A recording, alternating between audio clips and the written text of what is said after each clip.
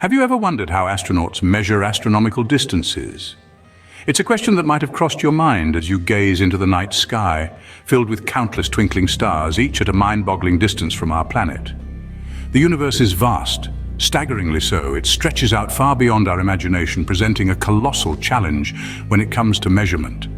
How do you measure something that's so incredibly enormous?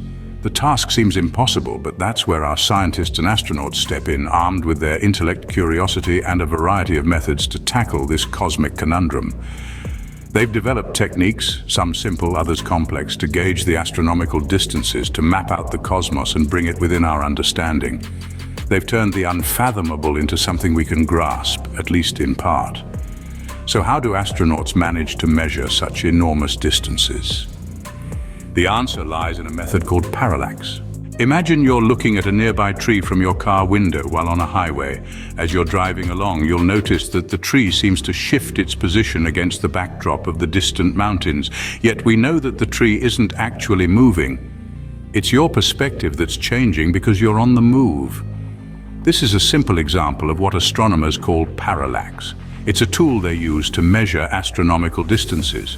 Just like the tree, nearby stars seem to move against the far-off celestial sphere when observed from different points in Earth's orbit around the Sun.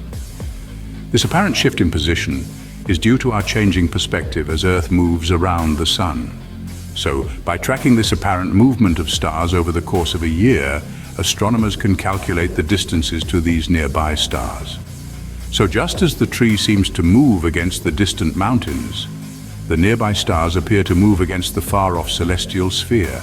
But what about the distances to far-off galaxies or the edge of the observable universe? And well, to measure these astronomical distances, astronomers use a method known as the cosmic distance ladder. Imagine you're trying to measure something. You'd use a ruler to measure a book's length, a tape measure for the width of a room, and mile markers to judge how far it is to the next town. Similarly, astronomers use different methods for different distances. For closer objects, like stars within our own galaxy, they might use the brightness of the star to estimate its distance. For further objects, like distant galaxies, they might observe the brightness of specific types of supernovae, which have a known brightness.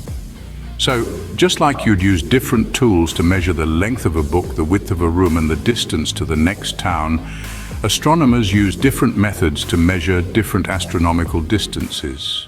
Even with these methods, measuring astronomical distances isn't an easy task. The further away a celestial body is, the more difficult it becomes to accurately gauge its distance. It's akin to trying to measure the length of a football field with a ruler. You can do it, but the margin for error grows with each step further out. Moreover, our universe is a dynamic entity, constantly expanding. This means that the distances we measure today might not be the same tomorrow. It's like trying to measure the width of a balloon while it's being inflated. And then there's the vast unknown. Despite our scientific advancements, there's still so much we don't know about our universe.